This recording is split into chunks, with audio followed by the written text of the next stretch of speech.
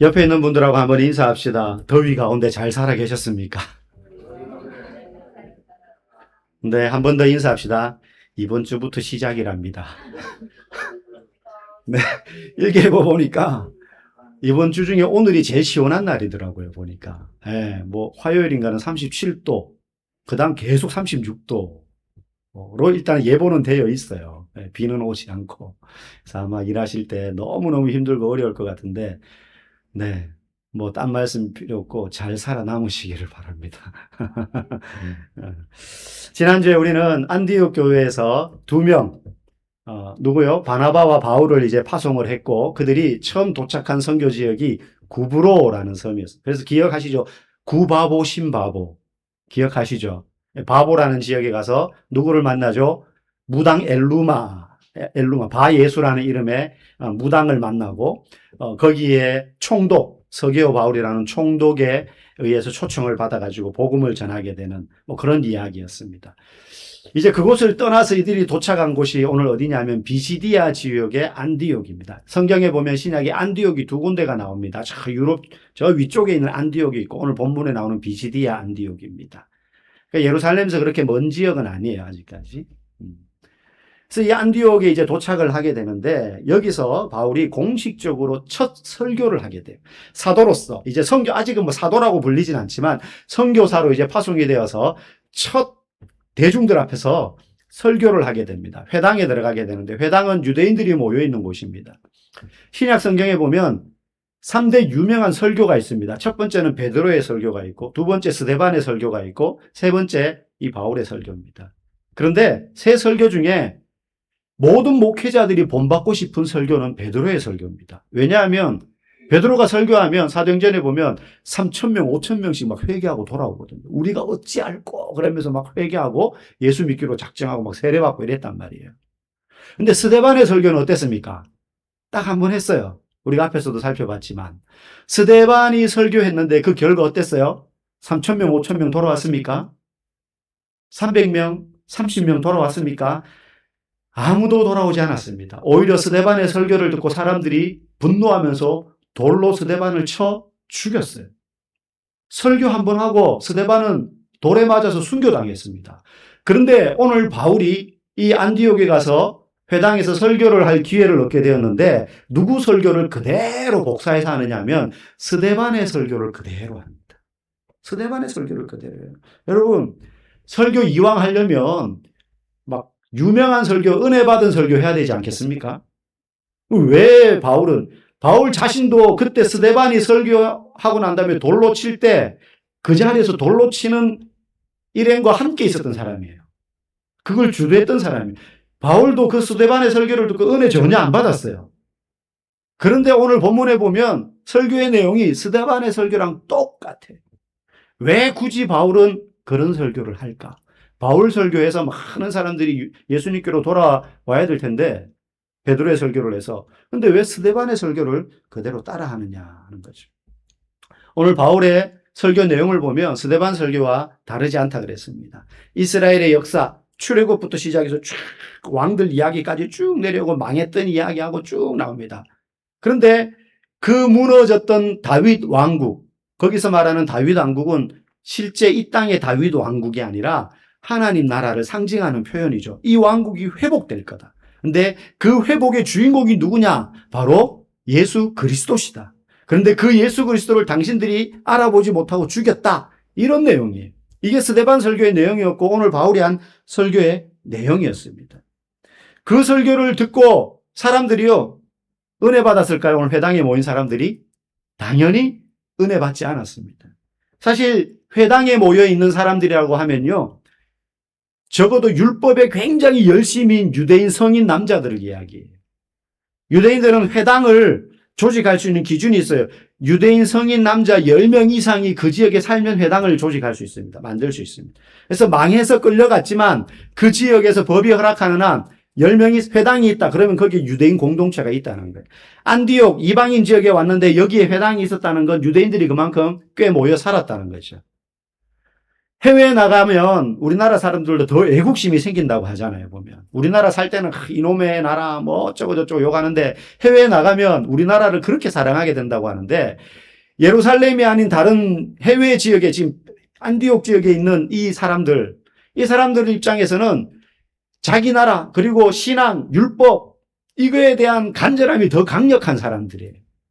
이 사람들이 율법을 붙들고 사는 사람들이었습니다. 그런데 율법을 수호한다고 철저하게 지킨다고 자처하는 사람들이었던 이들이 성경이 가르치는 바울이 설교한 내용에 등장하는 예수 그리스도를 십자가에 못 박아 죽이고 말았어요.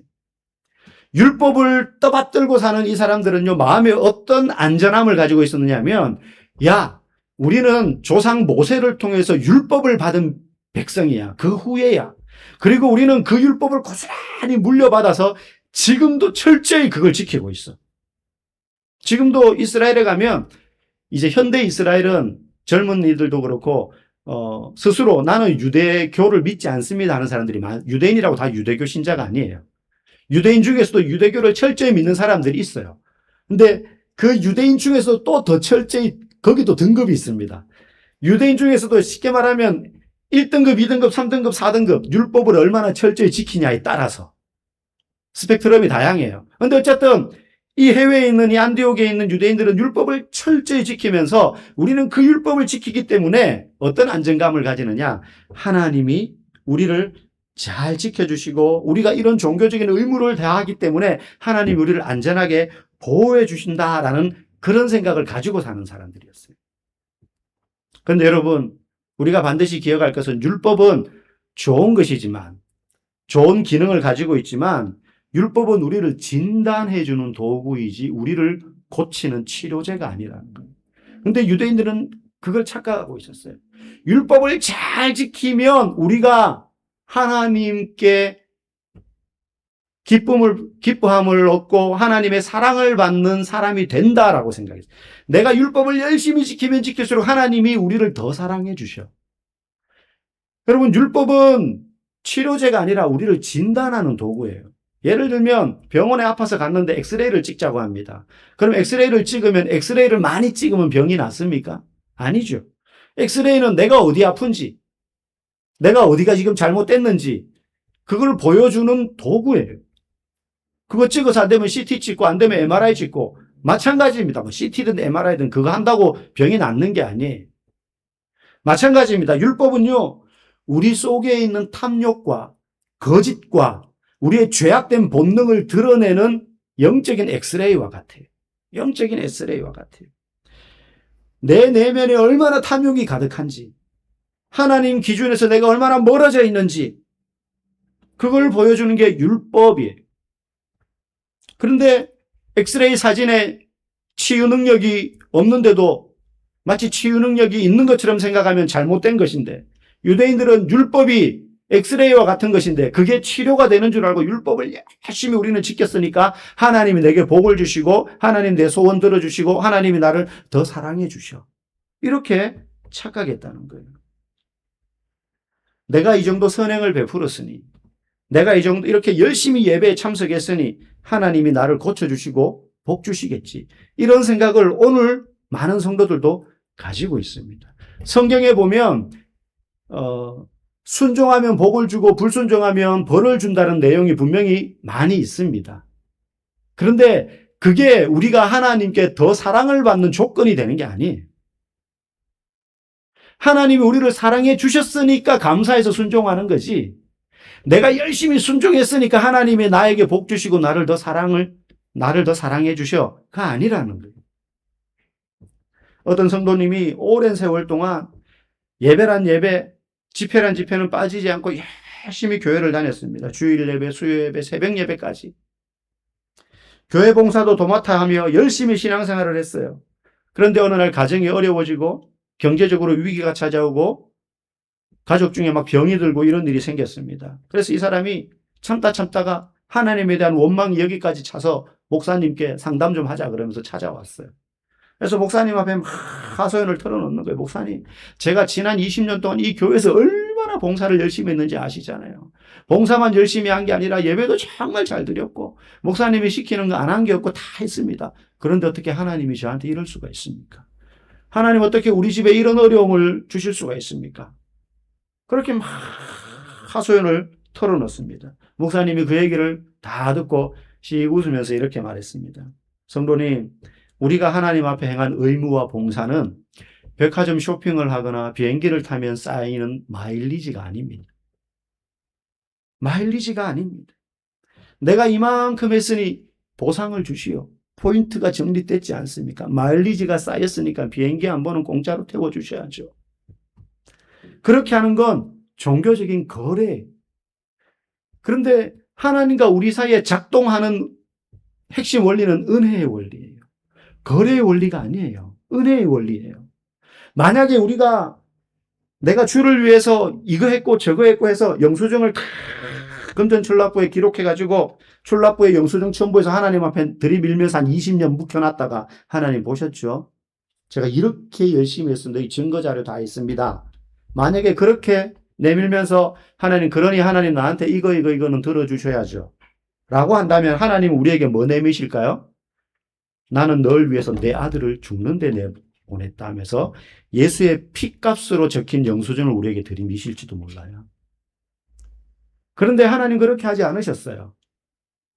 그 예수의 피값으로 얼룩진 영수증을 찢어버리고 우리를 그냥 안아주신 분이에요. 네가 나한테 그런 영수증 내밀지 않아도 마일리지 청구하지 않아도 그것과 상관없이 너 마일리지 0이라도 내가 너를 사랑해. 내가 너를 받아줘. 내가 너를 용납해. 그게 은혜의 원리예요. 그게 은혜의 원리예요. 그 계산서 다 찢어버리시고 우리를 거저 받아주신 분이 하나님이십니다. 라고 목사님이 이야기를 하자 이 말을 들은 성도가 펑펑 울면서 자신의 잘못을 공로주의, 행위주의를 내려놓고 회개를 했다고 합니다. 여러분, 인간의 종교적인 위선과 교만이 얼마나 깊은지 모릅니다. 우리는 도덕적이고 종교적으로 하나님이 기뻐할 만한 행동들을 골라서 착 하고 난 다음에 하나님께서 내가 원하는 것을 들어주기를 기대하는 마음이 우리 속에서 솟아나는데 그 순간 하나님이 우리의 인생에 개입하셔서 이래라 저래라 하기 시작하신다고 느끼면 하나님 저 방해하지 마세요. 제가 하나님 위해서 수고했으면 하나님 저한테 복만 주시는 거지 저한테 이런저런 거를 요구하시면 안 됩니다. 라고 생각하는 게 우리예요. 하나님이 우리한테 다른 것을 요구하시거나 우리의 삶에 간섭하셔서 우리의 길을 막으시거나 하게 되면 물리치고 싶은 게 우리의 본성이에요. 내가 하나님을 위해서 수고했으면 하나님 저한테 복을 주시면 되는 거지 저한테 뭘 또 요구합니까? 그러면서 하나님을 물리치고 싶은 게 우리의 종교적인 위선이요 교만입니다. 내가 당신 위해서 이렇게 헌신하고 수고했으니까 당신은 복을 주실 의무만 있습니다. 다만 내 삶에 이래라 저래라 간섭은 하지 마세요. 이게 우리의 본심일 때가 많이 있다는 거예요. 그래서 섭섭병이 드는 거예요. 원망이 생기는 거예요. 오늘 바울이 스데반의 설교를 듣고 그랬듯이 지금 바울의 설교를 듣는 유대인들도 은혜 받기는커녕 시기와 질투가 막 솟아오릅니다. 바울도 그랬어요. 그런데 바울이 이렇게 하는 이유가 뭐냐? 이 설교를 왜 하느냐? 어쩌면 바울은 그들의 이런 반응을 예상했을 거예요. 왜? 자기도 그랬으니까. 자기가 샘플이에요. 바울도 스데반이 설교할 때 나도 그 설교 듣고 은혜 받기는커녕 분노가 솟아올랐다. 그래서 결국 스데반 집사를 돌로 치는데 동참했던 사람 아닙니까?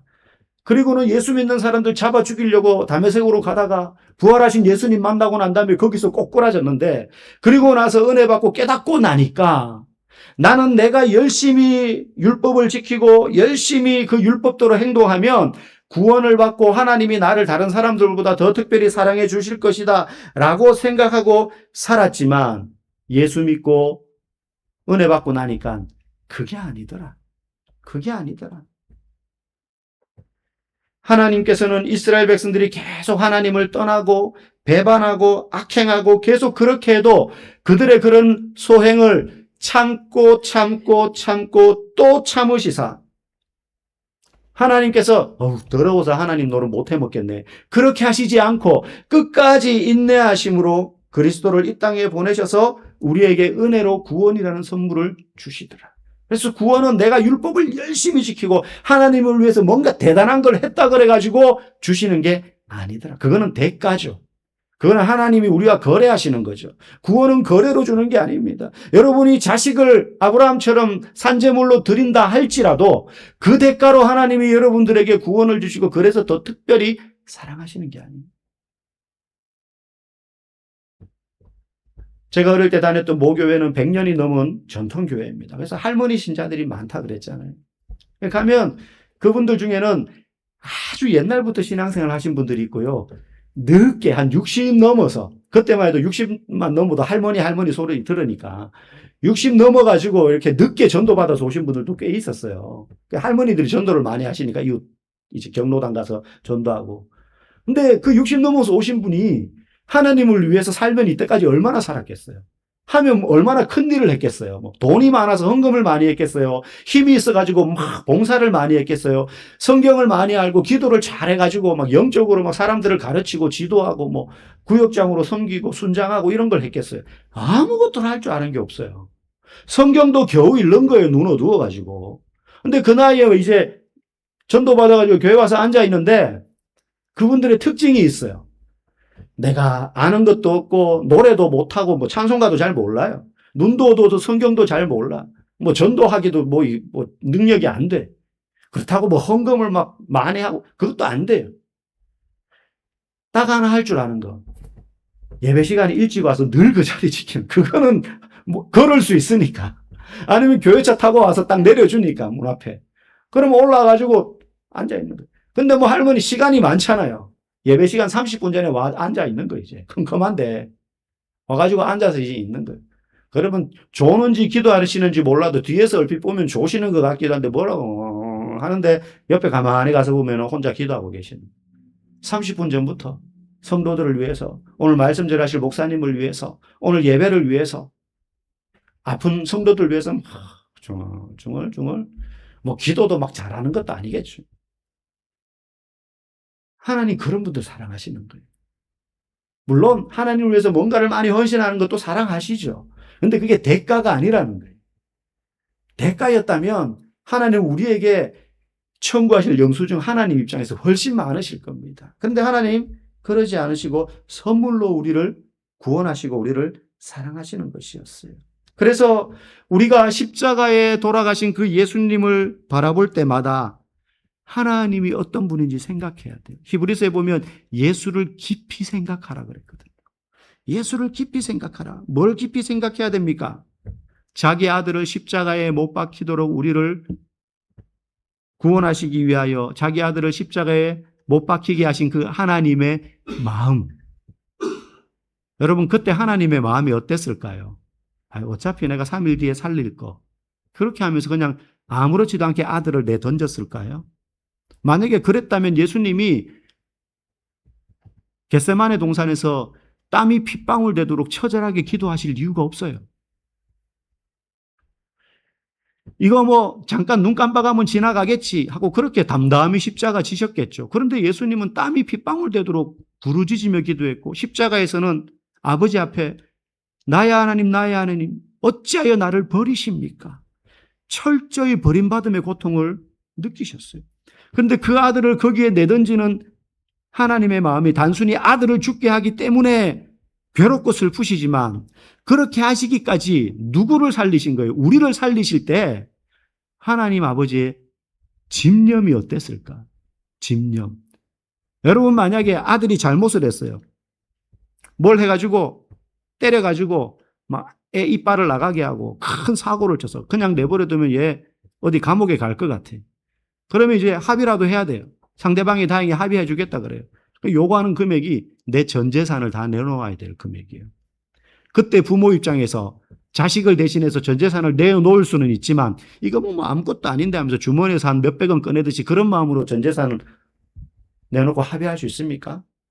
아마 그냥 돈으로 해결할 수 있는 문제라고 할지라도 정말 뼈 아플 거예요. 정말 마음이 힘들 거예요. 그런데 하나님은 하나님과 십자가의 원수되었던 우리를 살리기 위해서 자기 아들을 죽는 데 내던지셨는데 그때 우리를 향한 하나님 아버지의 마음은 우리가 상상할 수 없어요. 그렇게 해서 우리를 살리셨기 때문에 우리를 지키시고 보호하실 때 하나님은 결코 포기하지 않으신다는 거예요. 왜? 내 아들 핏값으로 너희들을 찾는데, 너희가 좀 잘못하고 힘들고 어렵고 뭐 하나님 원망한다 그래가지고 이 자식 내가 어떻게 니를 살렸는데 반항을 해? 그러면서 그렇게 때리거나 공격하시지 않으세요. 우리를 끝까지 사랑하신다는 거예요. 포기하지 않으신다는 거예요. 나 하나를 구원하시기 위해서 자기 아들을 십자가에서 핏값으로 지불하셨어요. 내가 빚에 쪼들려 내 몸뚱이라도 팔아야지 그 위기를 벗어날 수 있는데 생판 모르는 어떤 사람이 와서 내 빚을 다 탕감해 준 거예요. 그리고 대가도 요구하지 않아요. 그렇기 때문에 우리는 예수를 생각할 때마다 그 십자가에 자기 아들을 내려놓으신 하나님 아버지의 마음을 생각할 수 있어야 됩니다. 내가 너를 살리기 위해서 어떤 값을 지불했는데 내가 너를 포기하냐. 그런데 우리는 마일리지 내밀면서 하나님, 내가 주를 위해서 이렇게 했으니까 저한테 뭘 원하는 거 주시면 안 됩니까? 라고 하면 하나님 입장에서 볼 때는 귀엽죠. 싸가지 없는 게 아니라 귀엽죠. 네가 아직 모르는 게 많구나. 네가 아직 내 사랑을 잘 모르는구나. 내가 너를 위해서 지불한 대가가 뭔지 네가 안다면 나한테 그런 영수증 내밀지 못할 텐데.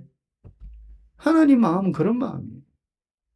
어린애가 뭐 요만큼 잘해가지고 내가 볼 때는 한 개도 그림도 잘 못 그렸는데 자기 그림 잘 그렸다고 아빠 그림 잘 그렸죠. 그러면 이제 아이고 잘 그렸네. 피카소가 울다 가겠네. 그러면서 막 칭찬해주면 아빠 용돈 주세요. 이러면 아빠 입장에서는 좀 가소롭죠. 잘 그렸다고 칭찬을 해주긴 했는데 사실은 잘 안 그렸는데 인정해 주면서. 그런데 지가 뭐 한 것처럼 막 대가를 요구할 때 부모 마음이 어떻겠어요? 네가 아직 네가 나중에 부모가 돼보면 알겠지. 저도 어릴 때 그런 말 되게 저희 어머니로부터 많이 들었거든요. 네가 나중에 네 새끼 낳아봐라 뭐 이런 얘기 많이 들었어요. 근데 제가 어느 날부터 저희 애들한테 그런 얘기를 한 번씩 하더라고요. 너희도 나중에 결혼해가지고 애 낳아봐라. 내 키우는 게 쉽나? 뭐 이런 것부터 시작해서 뭐 이런 이야기를 해요. 근데 자식은 그걸 잘 이해 못해요. 그 상황에 가보지 않으면 사실은. 머리로는 아는데. 마찬가지예요. 우리가 신앙생활하면서 하나님한테 하나님 이거 섭섭해요. 하나님 왜 이거 안 들어주세요? 하나님 왜 나한테 이런 일이 생겨요? 섭섭해요, 서운해요. 막 그러면 하나님 다 받아주세요. 네가 나한테 그런 말 할 자격 있어. 이렇게 하시지 않고 다 들어주시면서 그냥 그걸 응석으로 받아주시는 거예요. 그래, 힘들지. 지금 눈물 겹지. 근데 네가 내 마음을 조금 더 이해해 줬으면 좋겠어. 네가 힘든 거 몇 배만큼 나는 가슴이 깨어지는 고통으로 내 아들을 널 위해서 내어줬어. 네가 그걸 조금만 더 알아줬으면 좋겠다. 이게 하나님 아버지의 마음이에요. 그래서 우리가 예수를 생각할 때마다 그걸 떠올려야 돼요. 주님이 나를 어떻게 사랑하셨는지, 그리고 그 사랑을 지금도 어떻게 내게 보여주시는지, 어떻게 그분은 나를 절대 포기하지 않으실 분이라는 거. 왜? 자기 아들 목숨값으로 내어주셨으니까. 이 은혜를 날마다 깊이 여러분 묵상하시기를 주의 이름으로 간절히 축복합니다. 이게 은혜의 복음이요 우리에게 소망이 되는 것입니다. 바울은요 설교의 마지막에 아주 무서운 구약의 경고 말씀을 인용합니다. 우리 40절, 41절 말씀 다 같이 읽어보겠습니다. 그런즉 너희는